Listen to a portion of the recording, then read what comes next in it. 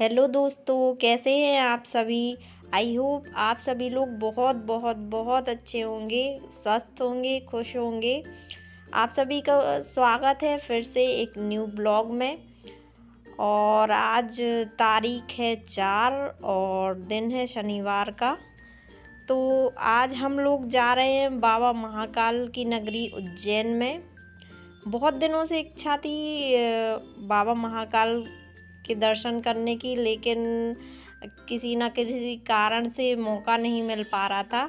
पर आज वो इच्छा मेरी पूरी होने जा रही है, तो चलते हैं बाबा महाकाल की नगरी उज्जैन में और साथ ही आप सभी लोगों को भी दर्शन कराते हैं।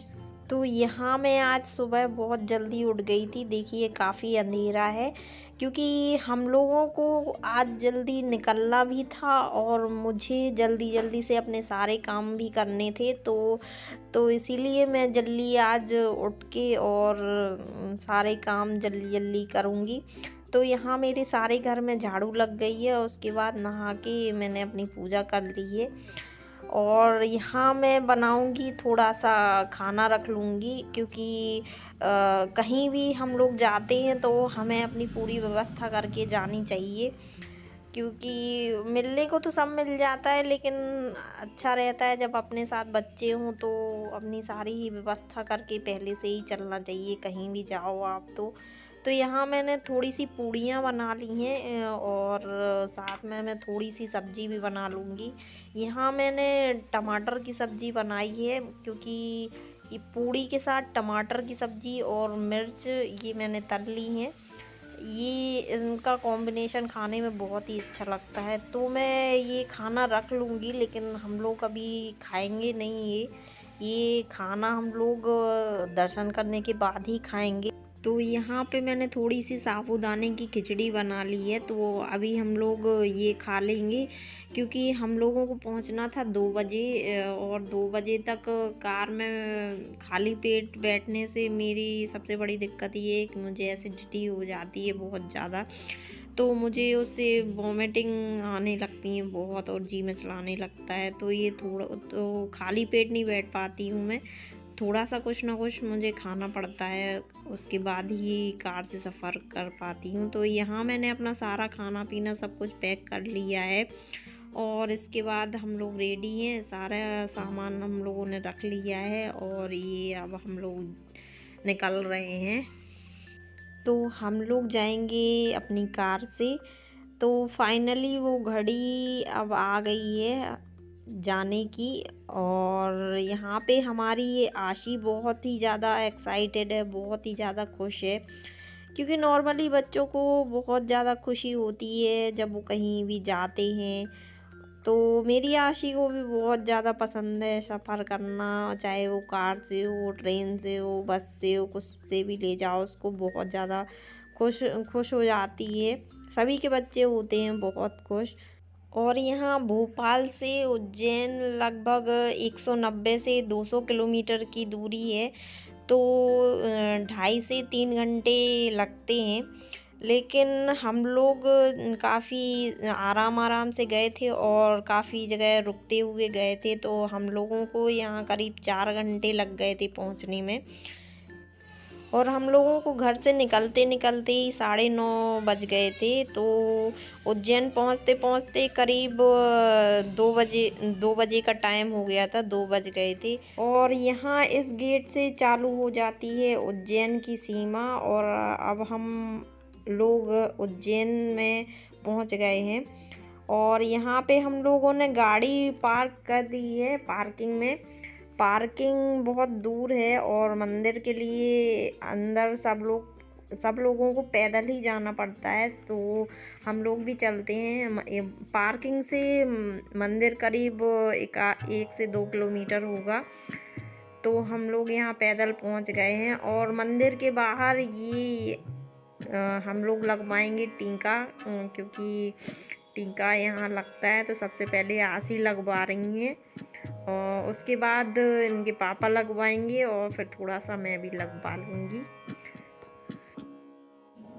तो अब चलते हैं हम लोग बाबा महाकाल के दर्शन करने के लिए। और यहाँ पे मैं अपना मोबाइल करूँगी अब स्विच ऑफ, क्योंकि यहाँ पे मंदिर के अंदर वीडियो बनाना या फ़ोटो लेना अलाउ नहीं है, तो यहाँ पे बंद कर देते हैं। क्योंकि सही बात है, क्योंकि आप जो यहाँ का दिव्य अनुभव है, जो फीलिंग है, वो आप किसी वीडियो में या फ़ोटो में उसको शेयर नहीं कर सकते हैं, आप उसको नहीं दिखा सकते हैं। वो तो अनुभव की बात होती है। और जो यहाँ आता है, यहाँ की भूमि पे जब हम खड़े होते हैं, तो जो फीलिंग, जो दिव्य अनुभव हमें मिलता है, वो तो किसी वीडियो में बयान नहीं किया जा सकता है। तो हम लोग कर चुके हैं बाबा महाकाल के दर्शन, और अब चलेंगे बाबा भैरवनाथ के दर्शन करने। तो यहाँ हम लोग ये मंदिर के बाहर की मैं तस्वीरें आप लोगों के साथ शेयर कर रही हूँ। बाकी मंदिर के अंदर तो कहीं भी वीडियो अलाउ नहीं है, तो बस मैं आपको बाहर से ही दिखा दूँगी।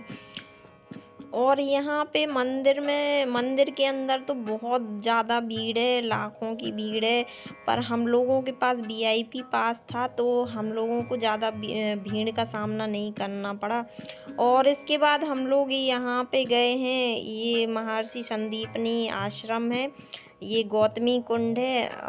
यहाँ ये जो कुंड है, ये भगवान कृष्ण के द्वारा बनाया हुआ है, उनके द्वारा ही प्रकट हुआ था। और यहाँ पे भगवान कृष्ण ने पढ़ाई की है, तो ये उन्हीं का आश्रम है। यहाँ पे भी भोलेनाथ का मंदिर है, वहाँ भी दर्शन किए। और ये यहाँ का लोकल मार्केट है, मैं आपको यहाँ का लोकल मार्केट थोड़ा सा दिखा दे रही हूँ। यहाँ पे सब पूजा का एकदम सारा सामान यहाँ पे मिल जाता है। बाबा महाकाल को तो प्रसाद लगता नहीं है, लेकिन और भी यहाँ बहुत मंदिर हैं, तो वहाँ पे प्रसाद चढ़ जाता है, तो वहाँ के लिए प्रसाद ले लेते हैं, बाकी उनको तो लगता नहीं है। और यहाँ पे हम लोगों को मंदिर घूमते घूमते बज गए थे 6, तो अब हम लोगों को लगी थी बहुत ज़ोरों की भूख, तो हम लोगों ने यहाँ पे खाना खा लिया। और जो टिफ़िन में बनाया था इतनी मेहनत से, वो तो खवा नहीं है, वो रख गया था। बाकी यहाँ पे खाना हो गया था। और ये देखिए, ये मतलब इतना सुंदर दृश्य है यहाँ का कि मतलब शब्दों में बयान नहीं किया जा सकता है। बहुत ही अच्छा अनुभव रहा है यहाँ का। बहुत ही ज़्यादा खुशी, मतलब इतनी खुशी, इतनी जो अनुभव है, वो मैं उस चीज़ को आपको वीडियो में नहीं बता सकती। वो तो जो यहाँ आता है, वही उसका अनुभव ले सकता है और वही जान सकता है उस चीज़ को। चारों तरफ बहुत ही अच्छा अनुभव, बहुत ही अच्छा लगता है। और अब शाम हो गई है, तो हम लोग चलेंगे कॉरिडोर, जो कि अभी बना है। तो यहाँ हम लोग ये गाड़ी से जाएंगे, क्योंकि टाइम हम लोगों के पास ज़्यादा था नहीं, जल्दी ही निकलना भी था यहाँ से, तो हम लोगों ने गाड़ी कर ली थी। तो गाड़ी से ही कॉरिडोर घूम लेंगे। और कॉरिडोर तो मैं बता नहीं सकती हूँ, इतना खूबसूरत बना है, इतना सुंदर बना है कि क्या बताऊँ मैं, मेरे पास शब्द नहीं है बोलने के लिए।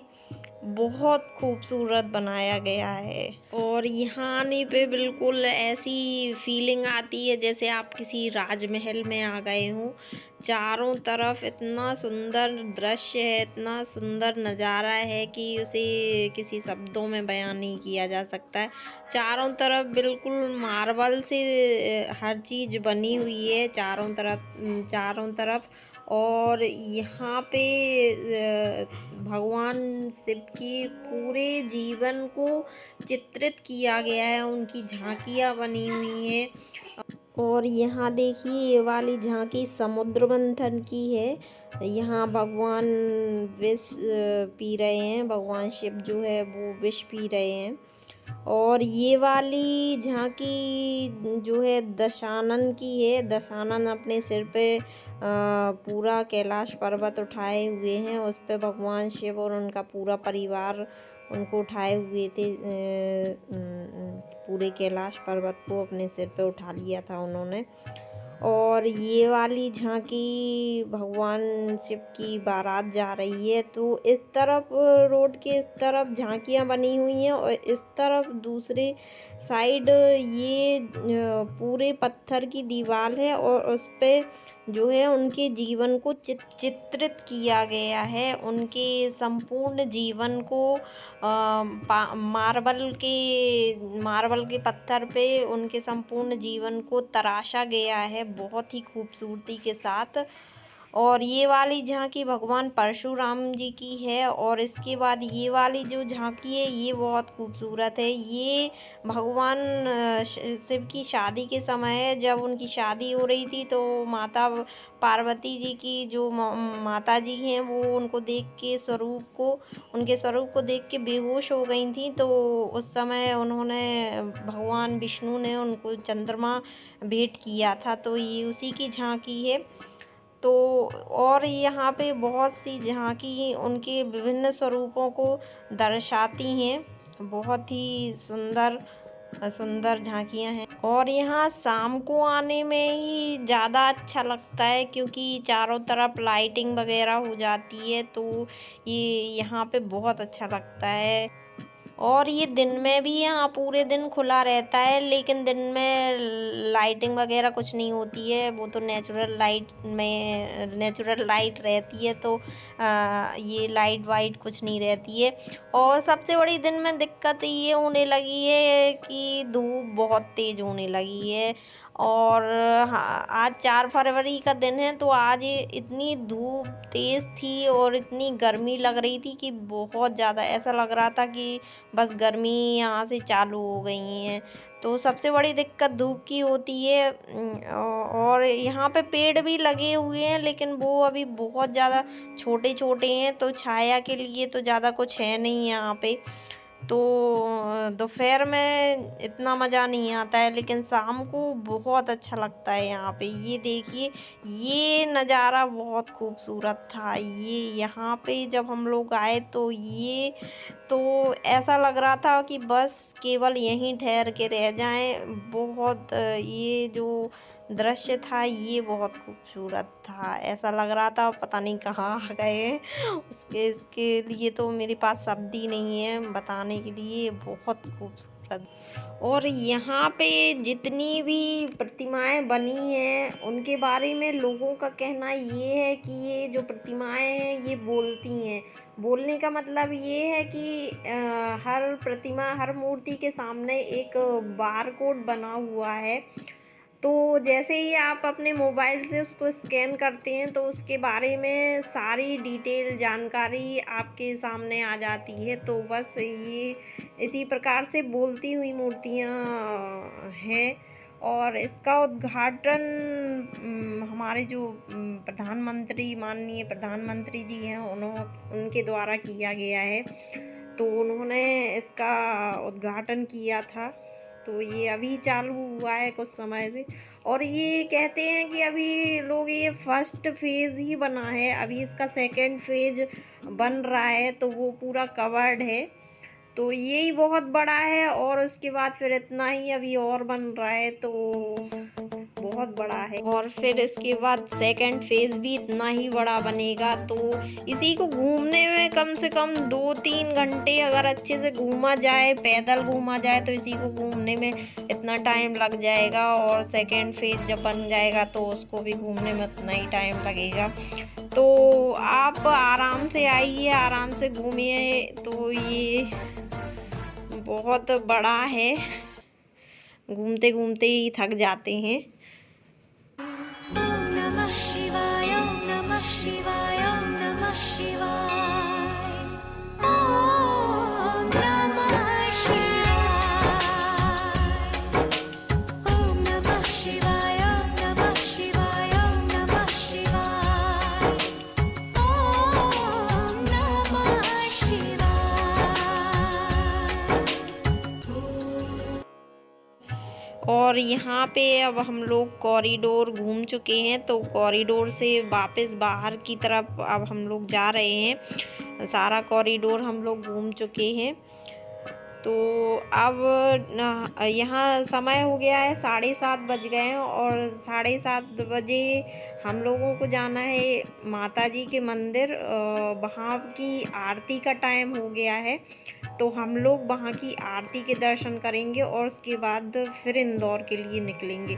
और यहाँ पे हम लोग माता जी के दर्शन कर चुके हैं और ये मंदिर के बाहर ये 2 दियों का पहाड़ बना हुआ है। यहाँ पे बहुत सारे दिए रखे हुए हैं और ये लोग बिना सीढ़ियों के, बिना किसी मदद के ऐसे ही चढ़ते हैं और सारे दिए इतनी जल्दी से जलाते हैं कि मतलब ये देखना बहुत ही अपने आप में एक अनुभव है, अद्भुत चीज़ है। और उनकी कृपा है माता की ऐसी, ऐसा लोगों का कहना है, ऐसी शक्ति है यहाँ पे कि कोई कभी गिरता नहीं है यहाँ पे, ना किसी को किसी प्रकार की हानि होती है, ऐसा उनका आशीर्वाद है।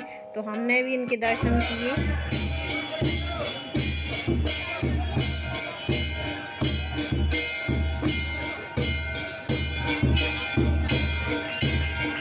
और इसी के साथ समय हो गया है आप सभी से विदाई लेने का। अब हम लोग निकल रहे हैं इंदौर के लिए।